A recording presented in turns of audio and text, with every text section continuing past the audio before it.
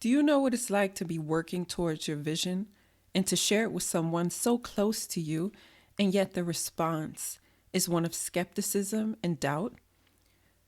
Do you know what it's like to feel called and feel chosen to do something big, something that's unique to your energy, only to feel like the people around you think that you're a joke or that you couldn't possibly do it? Do you know what it's like to want to bring something new into the world, something better, only to feel that the people around you don't necessarily understand what it is that you're doing? If so, this episode is for you. We are looking at one of my favorite stories of mythology, the story of Noah.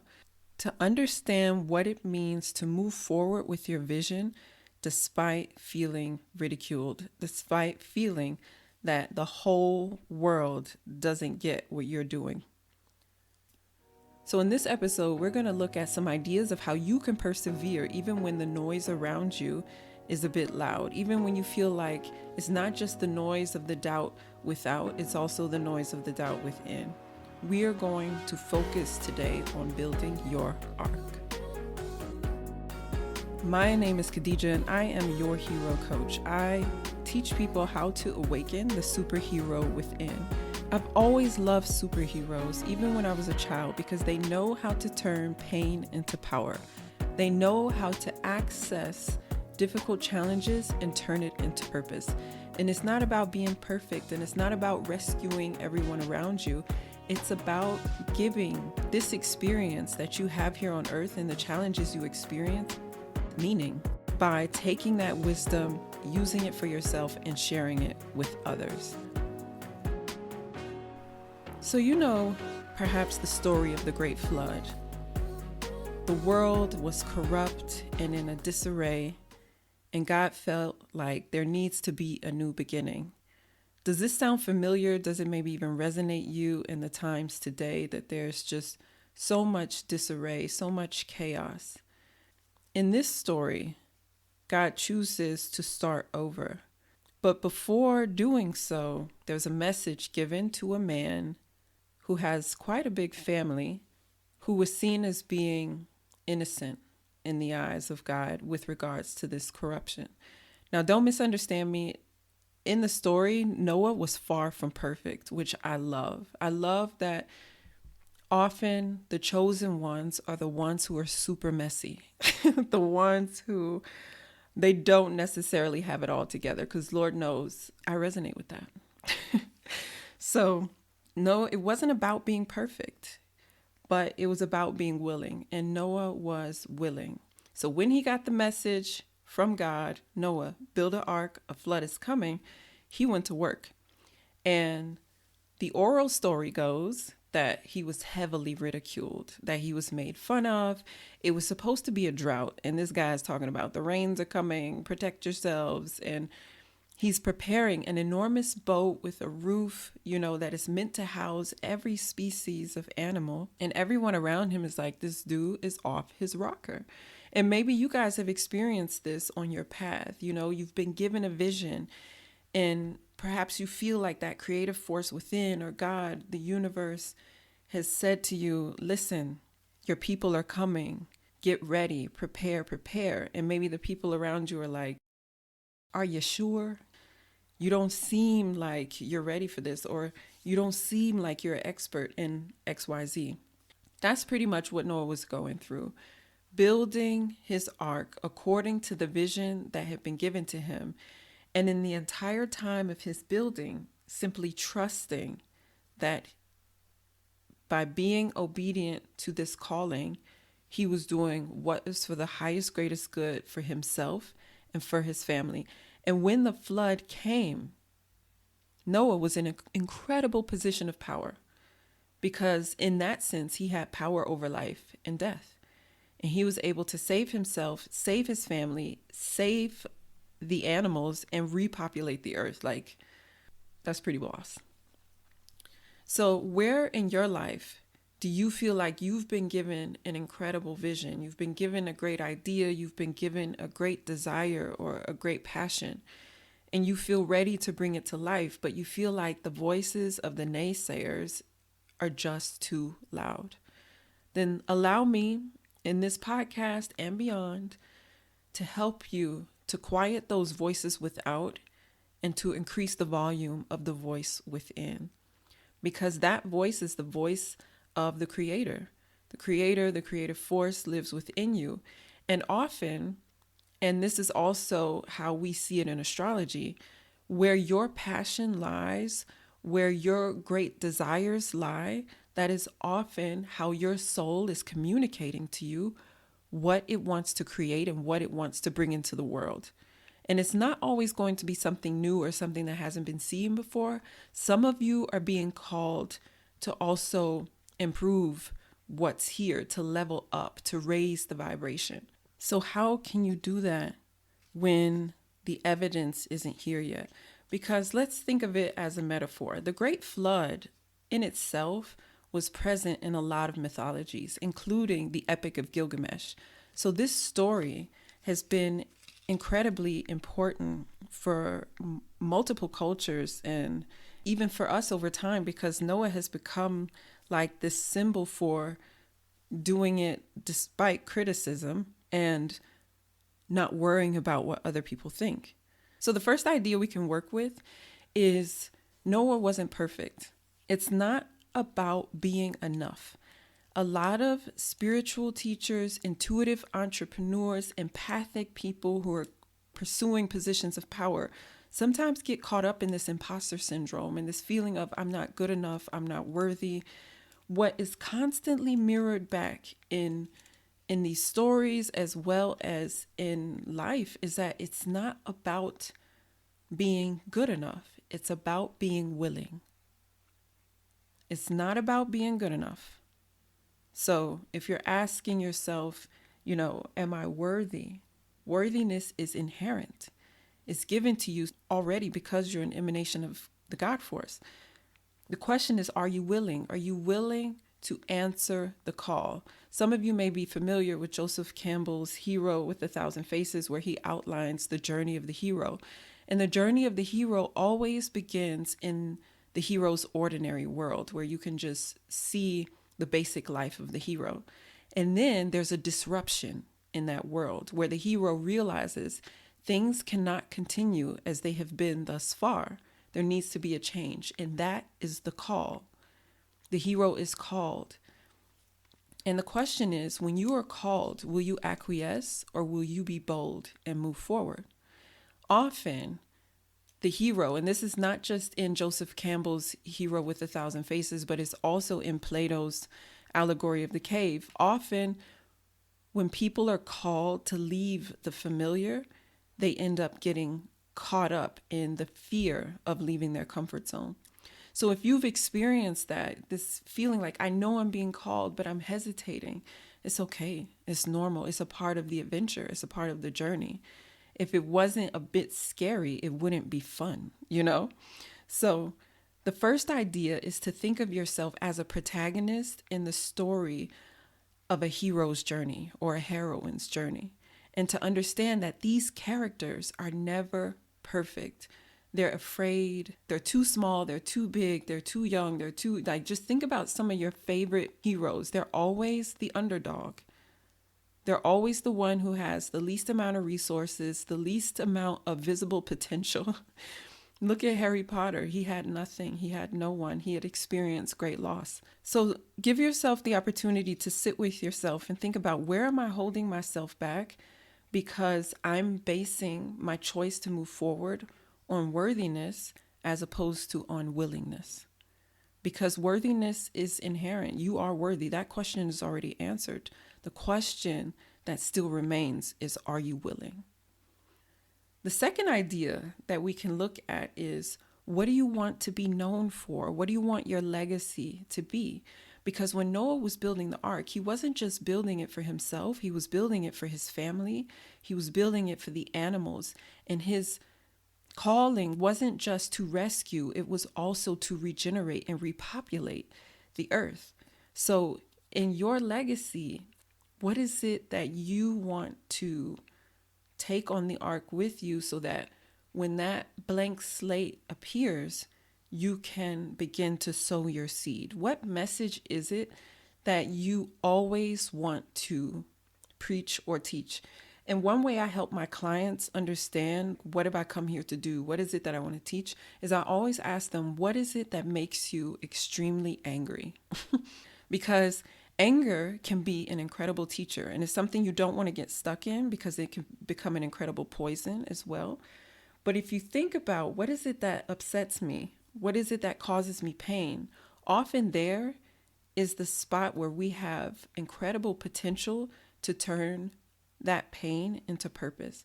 So, for example, one of the things that always made me angry is when people talk down about themselves, when they don't see their own promise or the beauty or the majesty that lives within them, or this concept of being, an emanation of creative energy, creative force.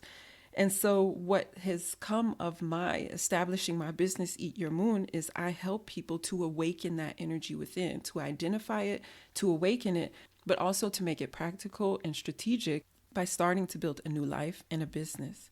So what is it that makes you angry? What is it that gets under your skin?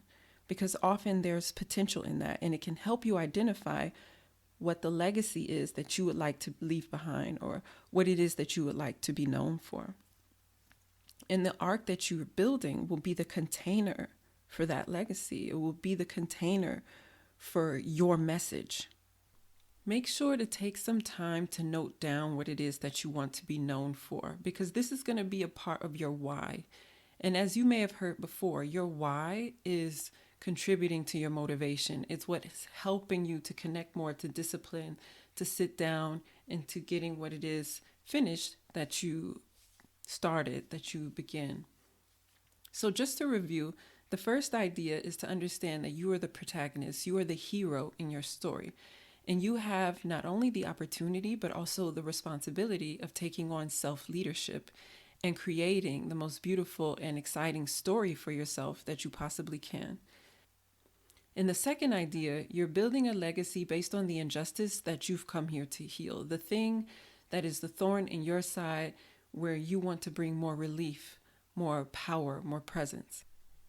The third idea is to allow masculine energy and feminine energy to guide you as you move forward and build your arc. You build your legacy, your business, that life of your dreams. Masculine energy is an energy that is moving outward. It's an energy that is building.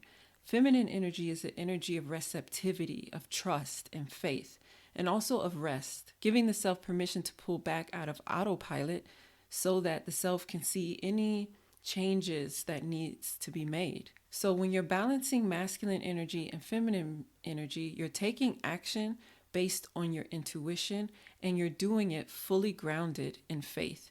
Faith and trust that your vision will work out for you, and that if it's been given to you, there's a reason why it has to be you who does it. So even if the market seems flooded, even if it seems like there are already millions of people doing what it is that you're doing, if you've been given this vision, there's a reason, because in the expression of your masculine and your feminine energy, there's something special about the way you do it that's going to reach specific people or a specific group.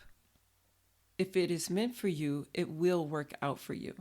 What I think is interesting is that the flood waters can also symbolize proof and evidence.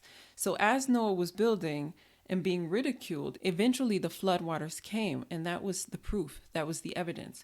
So as you build, use masculine energy of taking concrete strategic steps forward, but also allow yourself to integrate feminine energy, which means pulling back, allowing yourself to rest so that you can receive divine guidance, receive your own inner wisdom, and also just continually strengthen the trust and the faith that you're putting into your creation. And as you do that, when others ridicule you, you can know my proof is coming. The evidence is coming. There is a bit of a plot twist here. Noah in the Bible actually was never ridiculed. There's not one sentence in the story of Noah specifically that actually says that Noah was made fun of or even laughed at. Don't you think it's interesting that this has become such a central part of this narrative to the point where many people accept it without even thinking twice about whether or not it's actually a part of the story? Noah was laughed at after the flood by his children when he got drunk in his tent. But during the flood itself, or as he was building his ark, again, underlining, God does not look for people who fit a certain mold or a certain projected image. While building the ark, Noah was not laughed at. He was not ridiculed. And it just leads me to this question of how many situations are we a part of where we think we're being laughed at, we think we're being ridiculed, when in reality, people are going on about their business in their daily lives and don't even notice that you're building this enormous ark.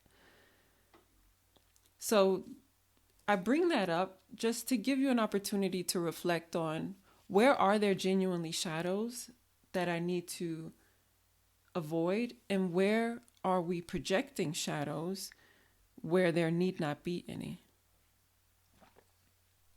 Sometimes we can get so caught up in our heads, or so much caught up in the fear of being misunderstood. Because if you're listening to this podcast, then you've probably, simply because these are often the people who are a part of my life, and I know this is also a part of my story, then probably at some point in your life you felt misunderstood.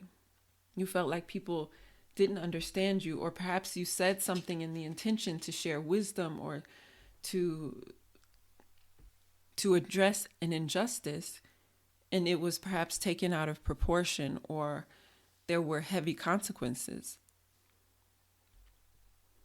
Sometimes out of a fear of being misunderstood, we may simply fear that people are talking about us, that people are making fun of us, when in reality, a lot of people are just trying to make sure they get through the day. And for those of us who say, nah, I'm pretty sure, the words were spoken to me, I was certainly misunderstood, I was certainly made fun of. And I want to read to you the words of one of my favorite philosophers. Speak what you think now in hard words, and tomorrow speak what tomorrow thinks in hard words again, though it contradict everything you said today. Ah, so you shall be sure to be misunderstood. Is it so bad then to be misunderstood? Pythagoras was misunderstood, and Socrates, and Jesus, and Luther, and Copernicus, and Galileo, and Newton, and every pure and wise spirit that ever took flesh. To be great is to be misunderstood.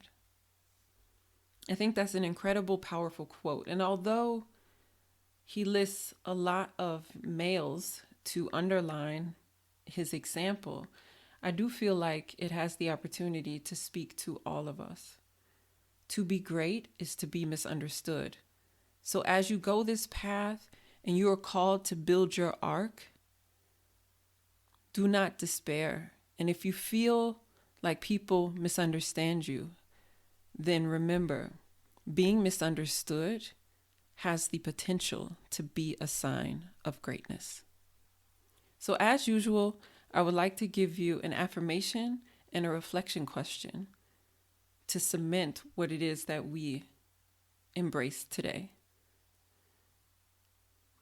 Often visionaries and pioneers are almost like prophets. They're the ones who see the potential of what can develop and what is coming. And they're able to build these metaphorical arcs to address what it is that will be relevant in the future. So your affirmation is, my power is prophecy, and boldness is my birthright. My power is prophecy, and boldness is my birthright. My power is prophecy, and boldness is my birthright. For your reflection question, to help you integrate what was shared today, you can ask yourself, Where am I willing to endure ridicule to have the opportunity to create? Where am I willing to even endure ridicule to have the opportunity to create? So, my dear prophet, thank you so much for listening. If you would like to learn more about what calling could be on your life, looking at your birth chart, or if you want to talk about how you can awaken the superhero within, then check out the links in the description and you can see how we can work together. I look forward to continuing to go on this journey with you and meeting you in the next episode.